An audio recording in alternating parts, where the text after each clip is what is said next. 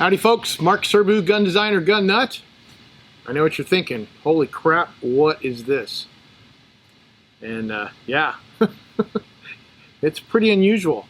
This was made by a guy on Weapons Guild who goes by the handle Trenches, and he really outdid himself on this one.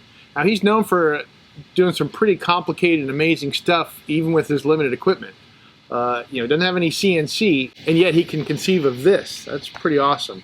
Another thing, he's not a CAD guy either. He's older, so, those old guys don't like to learn new stuff, old dog, new tricks, all that crap. But anyway, you can see he was obviously inspired by the German FG42 first model for this grip angle. And, when I first saw that, I'm like, that's an insane grip angle. I'm talking about the FG42. It's like, how on earth?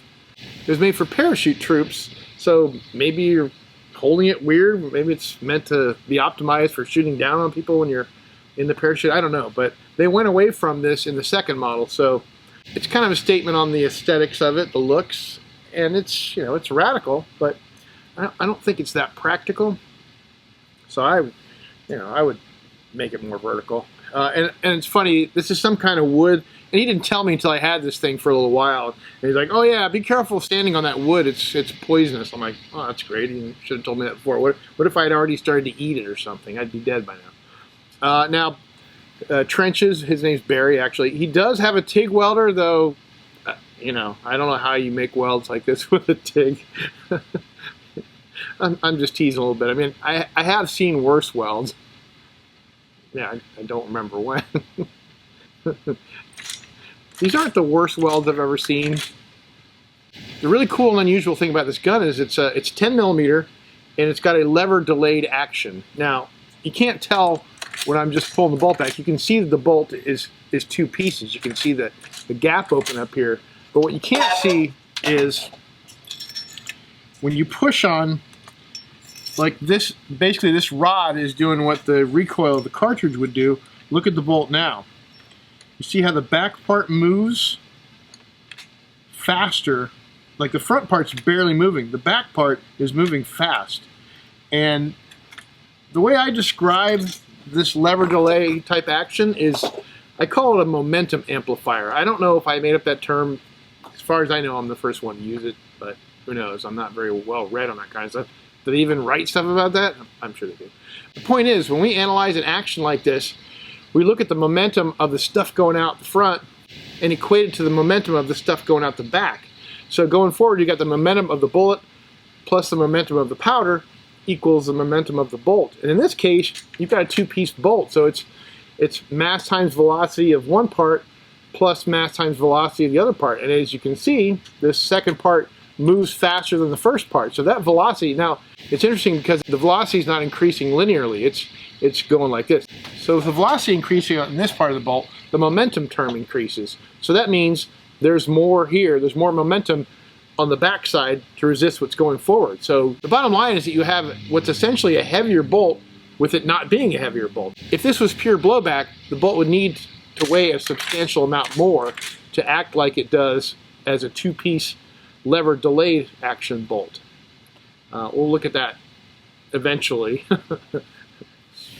So let's see what we've got here. Probably some of you recognize the Grease Gun magazine. And he's modified it to take 10 millimeter by, I guess he had to pinch the feed lips in or something. I'm not sure, but he didn't give me a barrel with it. Oh well, no problem coming up with that. And I guess he was going to do this as a short-barreled rifle because this barrel length is probably around 10 inches. Okay, and another thing that was FG42 inspired is these sights. Pretty cool. And again, he did all this on manual equipment. Wow. And with no CAD to direct him. I mean, I could do that, but I would not want to. Would not be fun. But what I love about this whole gun is this is art. This is your own statement on what you want something to look like. You get to dream something up and just create it, and it could be whatever the hell's in your head. And, however crazed or normal, however you are, this is your idea being brought to life in steel. You know, of course, I know a lot of you guys want to 3D print everything now, and you know, we're getting to where you're gonna be able to print something like this out. I don't know, probably 5 to 10 years, you'll be able to have a reasonably priced 3D metal printer that can put this thing together for you. That's going to be amazing, and it's going to be scary as hell for the people who hate guns, because there's no stopping this stuff. Anyway, let's look at this. I don't have the recoil spring either. I thought I did. No, that's. I think he actually had it go inside the buttstock. Yeah, because there's a screw in the back. I might have had it somewhere, but I don't know. And of course, take this out. It's, you know, got a little hole to clear the bolt handle. And I'm not sure what all goes in here. There's a firing pin retainer that's not there. That, you know, so the firing pin comes out, and that's. I don't know how he did that. It looks like he just had a couple. Yeah, this is just pinned on. The end piece is pinned onto a piece of drill rod. And then you got it. I guess he just turned down the end here. This isn't two pieces put together. I'm not positive. Now here's the heart of the lever delay mechanism. Did I get it backwards? Yeah. So what you have is the two-piece bolt, and this is very light for a 10mm bolt. This is, you know, that bolt's for pure blowback. A 10mm bolt would probably weigh at least 1.5 pounds. That's just off the top of my head. I don't know all the specs on that thing, but so what this does is, as it's coming back, as the bullet pushes on here, I got to hold it upside down because otherwise it'll fall apart. The bullet pushes on here, and then this. There's a cutout in the bottom of the receiver in here, and there's something that bears against under this little cover. And so as the bullet pushes on here, the recoil pushes against this face, it wants to push this all backwards, but this has a mechanical disadvantage with respect to this part. So it wants to throw it back. And you've seen that in if you've ever taken a 1919 machine gun apart, the Browning 1919 or the Modus, they have they call it an accelerator in there. It's kind of a curved piece, and all this mechanism goes back, and then this curved piece, the bottom hits against something, and it makes it push the top part. It's hard to explain, but you're essentially throwing the top part a lot faster than you would if it was just solidly connected. Barry actually had problems with this. From what I understand, he never got it to work quite right, and I'm pretty sure it's because he bit off more than he could chew with this. And I don't know how on earth you make that with manual equipment, but geez, that's maybe he used a grinder also. I don't know, but God, what a nightmare that would be. But the problem with this, you have to be really picky with how this is done, because there's some really big forces here, and if you don't get it right, you're going to end up with what I want to call a gear change here. So as this is pushing back, you can feel how the gear change that I'm talking about, it's like to a certain point, the ratio between this movement and this movement is linear. It's like for every bit of movement of here, you get the same proportional movement of here. But at a certain point, like right there, I could feel it hits like a flat on this piece. Yeah. And now all of a sudden you're not okay. So here it's rolling. This is rolling and contacting this piece, and then all of a sudden it gets to where now this flat contacts here, and yeah, the gear ratio changes. Now you're really throwing it back a lot farther.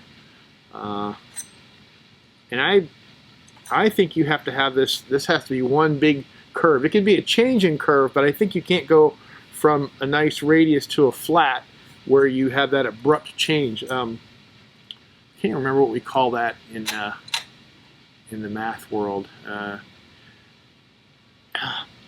You know, it's been it's been 45 years since I took math like this, so forgive me. But you call it a I can't think of it's a non-continuous function. Okay, if you plotted the movement of the back part with respect to the front part, when it first starts moving, it's a linear relationship. So it's, you know, this moves this much and this moves, and it's just this nice linear proportion. But once you get to the other point, the curve that was just coming up like this, now all of a sudden it hits this spot and then it does this. It goes exponential or some other weird curve. And you could get away with it, and it's really hard to know if you can get away with it. And my goal is to plot this movement. Like, I'm just going to sit here, I'm going to clamp this down, and I'm going to, how am I going to do this? I don't know. I'll figure it out for the long video, for the long version of the video, but we'll plot the relationship, the movement of the rear part with respect to the front part, and then I'm going to throw it into Chat GPT or Grok or some kind of AI to give me an equation, which that's pretty cool, because in the old days we'd put it in, I can't even remember the name of the program. We had some crazy program that you could put a graph in, it would tell you the equation. Some really high-end math program, Mathematica maybe? It's been a long time, but it was good for figuring out difficult mathematical crap, because, you know, I hate math. But yeah, this was neat, and it was ambitious. I think it was a little bit too ambitious. And it's funny because I was just touching on arrogance, the arrogance of gun design. I didn't call it that, but it was a post I made on my Patreon. And, you know, there's a certain amount of arrogance that you have to just to do this stuff. It's like, you know, how dare you think you can design a gun? You know, that's done by professionals and factories. But no, you know, Joe Blow can make a gun. It's just, I don't know if it's an innate talent or if it's just you learn a lot and just start doing it yourself and you figure things out. I don't know. I don't know how I did it. But you know, there is a certain amount of arrogance that says, you know, yes, I can do this. I can do it better than other people. And it's good to a certain point. It's good to have that arrogance, because if you don't, things like this don't happen. But you can take it too far. You say, oh yeah, I can do this, and anything I'm going to come up with, it's going to be great. It's going to be awesome. It's going to be the best thing ever. Donald Trump syndrome. But yeah, so he went a little too far. You know, this guy's done a lot of great things.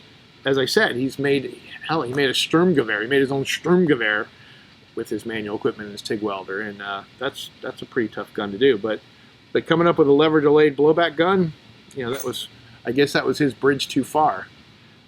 But I'm going to come up with something to hopefully make this work as it is. Otherwise, you know, if you can't make it work as a lever delayed blowback gun, then, you know, make the bolt bigger, throw a bunch of tungsten in it, and just make it pure blowback, or make it gas operated or something like that. But another really cool thing about this too is that it's just off-the-shelf square tubing. This is 1 1/4 square tubing. I mean, it's just welded like the cheap stuff, and I think it's probably a 12 gauge, 14 gauge. It's, you know, it's about 080 something wall thickness. So that's I don't know. That's not a normal number, but, you know, that again, maybe my measurements were off. But cool that you can use that to make a gun out of. But that's one of the problems. You need a much bigger bolt to make it blow back. So anyway, I don't know. Let me know in the comments. Would you vote for doing the lever delayed correctly, or would you vote for gas operated? I kind of vote for gas operated, only because I've been wanting to make a gas operated pistol forever, and I've never done it, and I want to do it. Well, I think I've milked this one long enough. Oh, you can feel that hitting the buffer. Wait.